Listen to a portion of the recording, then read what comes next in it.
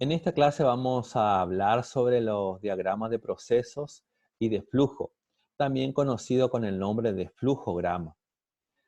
Vamos a decir que un diagrama de proceso y de flujo, así como los organigramas, son también una representación gráfica, en este caso, de procesos.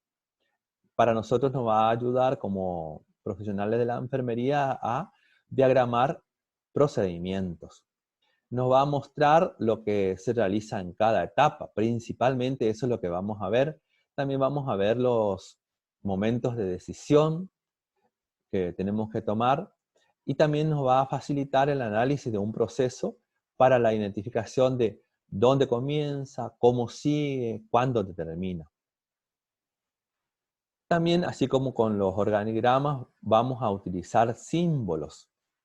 El flujograma utiliza un conjunto de símbolos para representar las etapas del proceso, la secuencia de cómo se va realizando y la circulación de los datos y los documentos. ¿Cuáles son esos símbolos?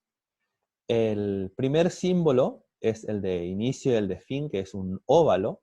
Esto nos va a permitir dar el inicio a un proceso y también dar el fin a un proceso. O sea, siempre que yo voy a iniciar un flujograma, voy a comenzar dibujando un óvalo.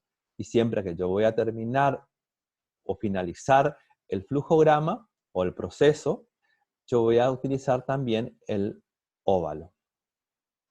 Otro símbolo que voy a utilizar es el de el rectángulo.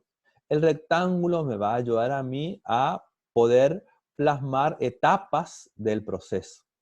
O sea, en cada rectángulo yo voy a ir poniendo la etapa de aquel procedimiento, de aquel proceso, de aquella actividad que yo quiero representar.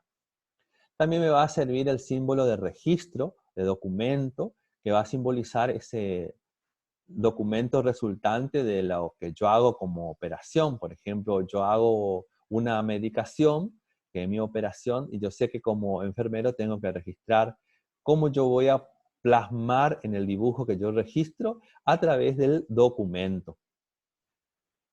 Otro símbolo que voy a utilizar es el del rombo. En el caso del rombo, yo voy a poder simbolizar una decisión. Es el punto del proceso donde yo debo tomar una decisión. Generalmente la pregunta se va a escribir dentro del rombo con el símbolo de la interrogación, con signos de interrogación, y van a haber dos flechas que salen de ese rombo. Una flecha que va a decir que sí, que me va a dar la pauta a mí de poder seguir con la actividad, y una palabra me va a decir que no, en donde yo voy a tener que retomar esas etapas anteriores al proceso para poder continuar. El sentido del flujo va a significar el sentido y la secuencia de la etapa del proceso y lo voy a reflejar con una flecha. Como ustedes ven acá, una flecha del sí va a seguir las actividades del proceso, las etapas del proceso. Cuando es no, voy a volver a reiniciar ese proceso. Se usa entonces para entender un proceso e identificar las oportunidades de mejora. También se usa para diseñar un nuevo proceso incorporando las mejoras. Va a facilitar la comunicación entre las personas involucradas en el mismo proceso, o sea, para que se haga de la misma manera siempre. Y también me va a ayudar a divulgar en forma clara y concisa informaciones sobre el proceso. Por ejemplo, cuando alguien viene por primera vez, yo puedo con un flujograma poder presentarles cómo nosotros realizamos ese proceso, ese procedimiento en ese servicio, en esa institución. ¿Cómo usarlo? Primero tenemos que definir el proceso que queremos realizar. Por ejemplo, yo quiero realizar la representación gráfica del sondaje nasogástrico. Defino el proceso. Después voy a escoger un proceso relacionado con el servicio más importante. En este caso, el que le acabo de decir. Voy a elaborar un flujo del proceso identificando sus grandes bloques de actividades. ¿Cuáles son esas etapas del proceso, así a grandes rasgos? Y definir detalladamente las etapas del proceso. Si es necesario, voy a identificar los responsables, si no, no hay problema. Y vamos a chequear si el flujograma diseñado corresponde a la forma como se ejecuta el proceso en la práctica y hacer después las correcciones que sean pertinentes. O sea, básicamente cuando yo quiero realizar un proceso, voy a definir las etapas, así en forma detallada, después voy a tomar de las etapas más detalladas las más importantes, después poder plasmarla en un flujograma. ¿Qué criterios yo tengo que tener para realizar o confeccionar un diagrama de flujo?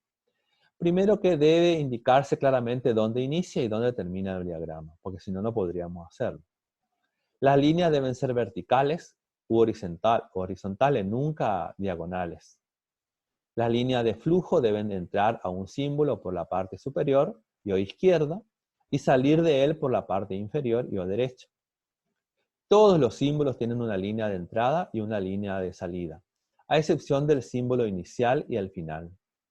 Solo los símbolos de decisión pueden y deben tener más de una línea de flujo de salida. Deben utilizarse frases cortas pero completas. Las frases deben comenzar con un verbo en infinitivo. Las decisiones deben estar en forma de oración interrogativa y los símbolos deben tener un tamaño uniforme. También así como con los organigramas, también tenemos que respetar la uniformidad en cuanto a los tamaños, que sean iguales en los rectángulos y uniformes en cuanto a todo lo que nosotros queramos representar. Por ejemplo, en este caso tenemos un ejemplo, valga la redundancia, de la colocación de la sonda nasogástrica. Bueno, podemos decir ingresa al paciente, podemos poner acá otro tipo de verbo, colocamos la sonda. Yo lo hago algo más simplificado para que ustedes puedan entender. De todo modo, entre ingresar al paciente y estar en el estómago, podríamos poner varias etapas. Podemos poner una o dos más etapas dentro de estos.